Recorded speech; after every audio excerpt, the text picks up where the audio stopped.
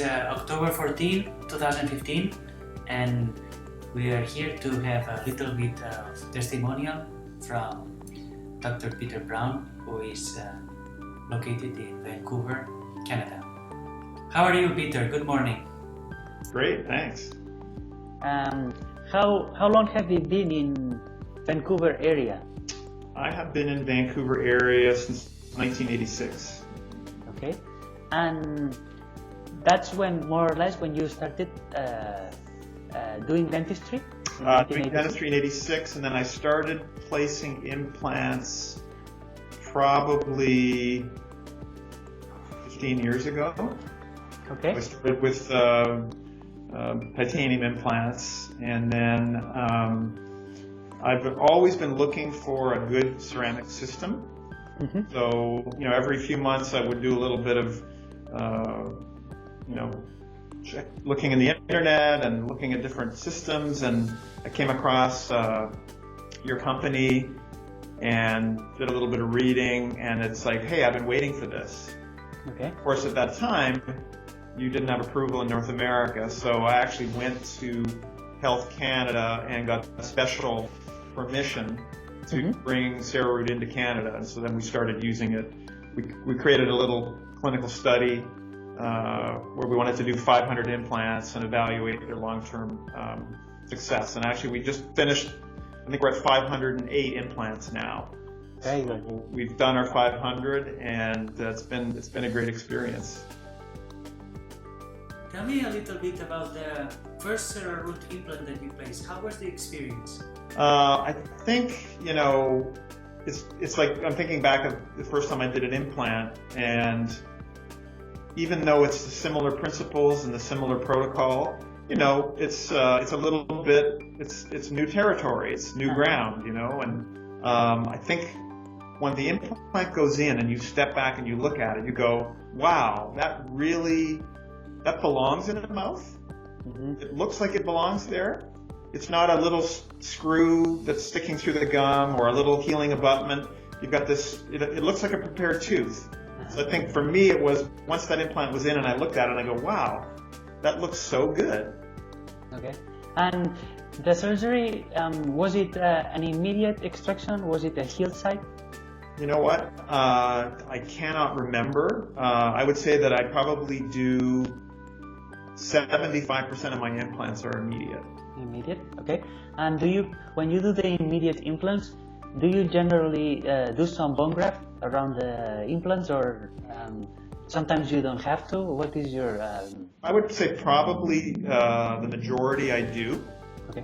Depending on which particular tooth we're talking about. I think of like a lateral incisor or something where it's a fairly small root and you place the implant and there's no gap between the implant and the socket. Really beautiful, right? Okay. Don't need to do any grafting. But in molars and some premolars, we need to fill up that space with some particle graft. And because it's a one-piece implant, so there is a portion that is on the bone, there is a portion that is on the transgingival, so the thickness of the gum is with zirconia also, and then there is a portion called the abutment. So how long did it took you until the restorative margin was most of the times at the level that you were expecting? I'm still working on that. Okay. It's I remember when I first had my training, and I remember it was either you or your brother talking about it's okay to have that restorative margin a little supragingival posterior. And because it's a one-piece implant, you're always conscious about, especially on the mandibular, conscious of vertical height and not wanting to go too apical. So I think the first couple hundred in the posterior, I had a little bit of that zirconia collar, little supragingival, but of course it makes it great hygiene for the patient. Yeah. There's no margin there, and from an aesthetic point of view, it looks great. Yeah. I think immediates probably present the hardest. Yeah. To know where that gingival margin is going to end up. Yeah. So over the last year or two, I've been sort of submerging the implant a little bit more apically, knowing that I am going to get a little bit of resolution of bone and gum and some repositioning. Yep. So that's something that I'm still trying to fine tune. And when you do the healed sites and you do all the drilling and you do the countersink and then you do the driver, this process, because it's one piece and you don't have to think of which abutments, this is really comfortable of the system, right? I just placed one of those on Friday for a patient, and then the patient prior to that, it was an immediate, and it probably took about 3.5 minutes, and it was beautiful. There was no bleeding. I showed the patient in the mirror, look, there's your implant, there's the beautiful gum, there's no bleeding, there's no sutures, and you know that you're probably going to have a very stable, margin there. Very, very nice. And your restorations, what percentage is lithium disilicate and what percentage is zirconia? Do you use another material besides? I'm just using those two. So I typically will go Emax where I'm concerned about aesthetics. Okay. So let's say that's like the first bicuspid or second bicuspid forward. And then I'm using the milled zirconia in the posterior. Unless I've got a bruxer or I've got somebody that's got a history of failed restorations or tooth wear, in which case then I'll make sure my premolars are milled zirconia as well. But the milled zirconia, just the aesthetics had improved so much in the last couple of years that in some cases they look almost as good as an Emax. Yeah, it's true. I have not placed a metal restoration in my practice, like a crown, a PFM crown, for more than 7 or 8 years now. So CeraRoot is one piece, and some doctors would prefer to have a two-piece implants because it feels like you have much more restorative options. But do you think you need a two-piece implant? I haven't had that experience, because let's just say there's a situation where you're following the bone and your angulation of your abutment's not quite right. The beautiful thing about the CeraRoot is you can prepare that abutment. So you can take that one piece and you can actually kind of turn it into a two-piece by adjusting the shape of the abutment.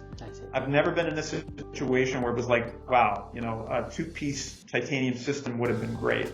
I have to say, in more complicated cases where people are missing multiple teeth and they've had bone loss for a long time, sure, having a really narrow titanium implant with some interesting prosthetics would be handy. But I pretty much restrict my practice to healthy, mostly dentulous patients.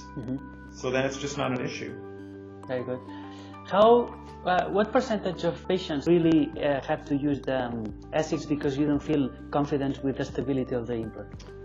I would say almost never in the posterior. Okay. As far as the molar area, I would say that I do that more frequently in the premolar area, and also in the anterior, especially where we don't. When I first started using CeraRoot, I actually placed temporaries on the implants, and then based on some feedback from you and your brother, nice to avoid putting a temporary on the implant, and so make an Essex with a Pontic in it. So I would tend to do that in the anterior now. Very good. From all the patients that you have, how often patients fly to you to get the CeraRoot implant? I see patients from Alberta, I see patients from the U.S., maybe not so much from California now, because now there's surgeons and dentists in California placing them.